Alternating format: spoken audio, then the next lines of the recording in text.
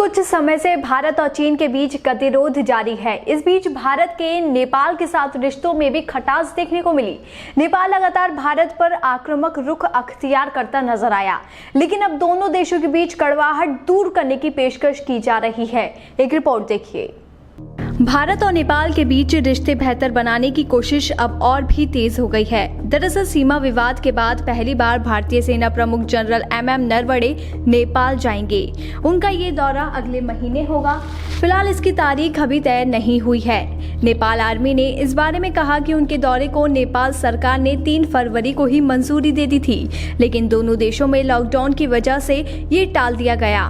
Nepal army के प्रवक्ता brigadier संतोष पोरेल ने कहा कि दोनों पक्ष दौरे की तारीख तय करने के लिए संपर्क में हैं। इस दौरान नेपाल के राष्ट्रपति विद्या देवी भंडारी जनरल नरवणे को नेपाल आर्मी के ऑर्डिनरी जनरल का रैंक सौंपेंगी। ये 1950 से चली आ रही 70 साल पुरानी परंपरा है।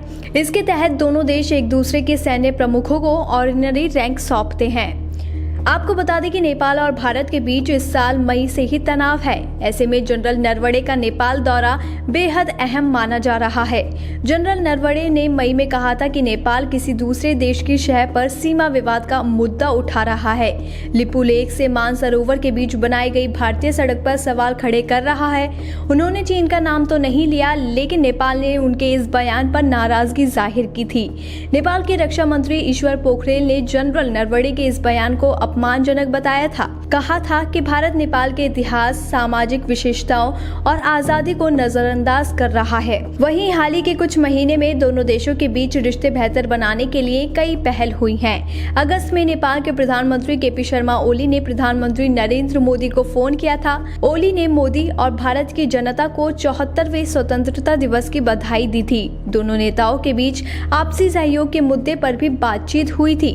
इसके बाद 17 अगस्त को काठमांडू में दोनों देशों के अफसरों की हाई लेवल बैठक हुई। इसमें नेपाल के विदेश सचिव शंकर दास बैरागी और भारतीय अफसरों की टीम ने हिस्सा लिया था। बैठक में दोनों देशों के ज्वाइंट प्रोजेक्ट्स को आगे बढ़ाने पर चर्चा हुई थी। अगर दोनों देशों के बीच के विवाद की बात करें तो ये विवाद पिछले साल नवंबर में शुरू हुआ था। दरअसल भारत ने अपना नया राजनीतिक नक्शा 2 नवंबर 2019 को जारी किया था। इस पर नेपाल ने आपत्ति जताई थी और काला पानी, लिम्पुयाधुरा और लिपू लेक इलाके को अपना क्षेत्र बताया था। वहीं इस साल 18 मई को नेपाल ने इन तीनों इलाकों को शामिल करते हुए अपना नया नक्शा जारी कर दिया। इस नक्शे को अपने संसद के दोनों सदनों में पारित कराया। इसके बाद दोनों देशों के बीच तनाव बढ़ गया। मई और जून में नेपाल ने भारत से सटी सीमाओं पर सैनिकों की तादाद भी बढ़ा दी। बिहार में भारत नेपाल सीमा पर नेपाली सैनिकों ने कुछ भारतीयों पर फायरिंग भी की थी।